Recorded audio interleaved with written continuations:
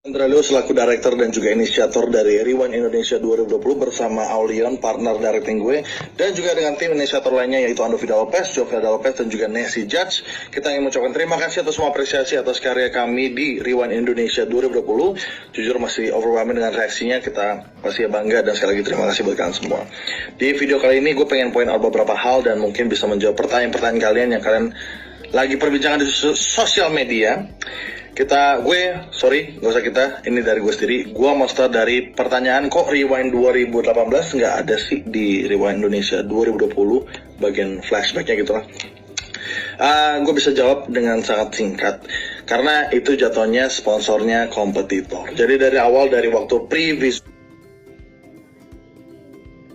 visualization di editing itu gue yang edit previous-nya udah ada di draft keberapa gitu, ada Rewind 2018, tapi karena ada brand dengan sponsor yang kompetitor dengan brand yang kita ada di Rewind tahun kemarin, kita harus ke bagian sana.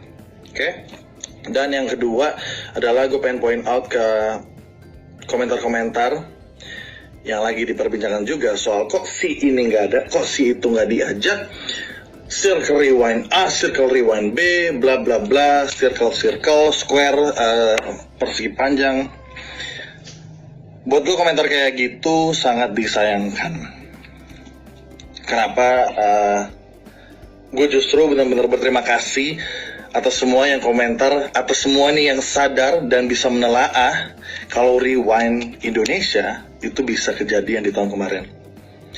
Karena jatuhnya mungkin lupa nih yang komentar kayak gitu, kayak setelah pasti kan mereka komentar setelah nonton tuh, wah kok sini nggak diajak.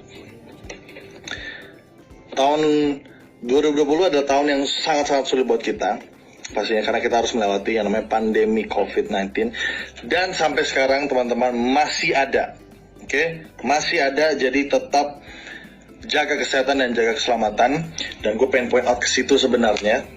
Jadi yang ngerjain Rewind Indonesia itu ada banyak. Jadi luar dari kita berlima ini, masih ada kru-kru yang jatuhnya banyak juga yang ngerjain Rewind Indonesia, yang dimana mereka tuh harus jaga kesehatan dan jaga keselamatan selama berbulan-bulan. Sampai di hari syuting mereka juga harus mesti jaga kesehatan dan keselamatan mereka.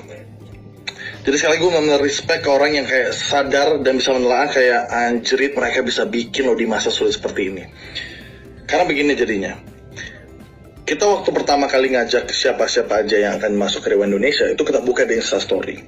Kita tanya ke kalian semua, siapa yang mau ada di Rewind Indonesia tahun ini. Di saat itu belum ada gambaran sama sekali Rewind Indonesia bakal kayak gimana. Jadi kita ngajak mereka dengan idea, oh akan ada Rewind tahun ini, udah gitu aja. Gak tahu kayak gimana megahnya.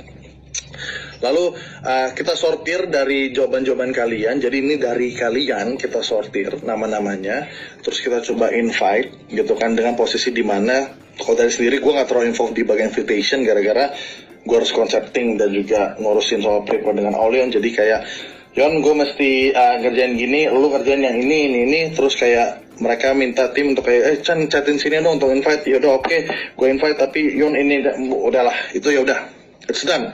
Akhirnya kita harus melakukan pengorbanan di mana kita nggak bisa masukin berbagai banyak atau bermacam-macam creator dalam video ini gara-gara sekali lagi kepentingan utama kita itu adalah keselamatan dan kesehatan.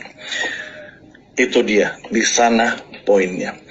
Jadi berakhir sebenarnya scale YouTuber atau creator yang datang secara fisikal itu jadinya nggak banyak, dan ditambah kita harus mencari atau meminta kreator-kreator yang siap untuk syuting dengan konsekuensi seperti itu. Mereka harus, konsekuensinya adalah mereka harus datang dengan syuting dengan masa pandemi seperti ini. Jadi mereka harus sehat, dan juga harus ngadain kita ada rapid test juga nanti di sana, dan mereka harus apapun yang terjadi terima dengan konsekuensi di saat syuting, yang dimana kita harus minta mereka syuting sampai berjam-jam nunggunya. Syutingnya mungkin kayak cuman 4-5 detik habis itu nunggunya yang harus sampai 5-6 jam. Nah, sekali lagi buat mereka-mereka ini yang udah syuting, respect abis, thank you banget. Gue kayak gila sih mereka mau nunggu selama ini untuk scene yang jatuhnya mungkin gak nyampe 10 detik.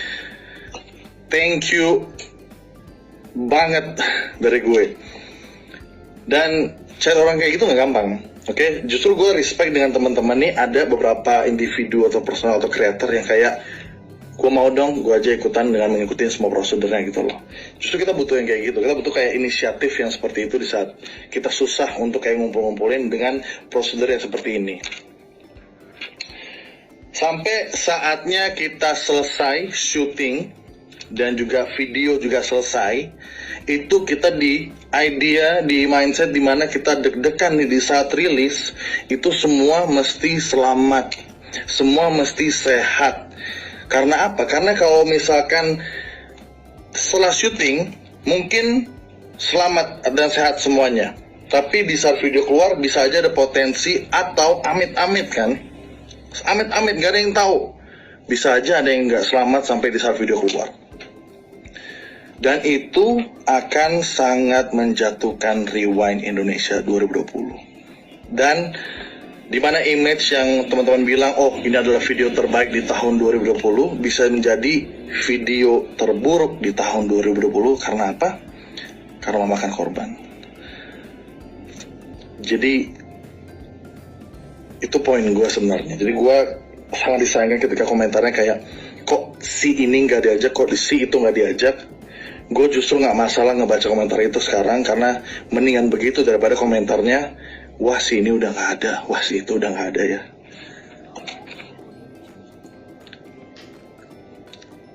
Intinya balik lagi ke kalian lah.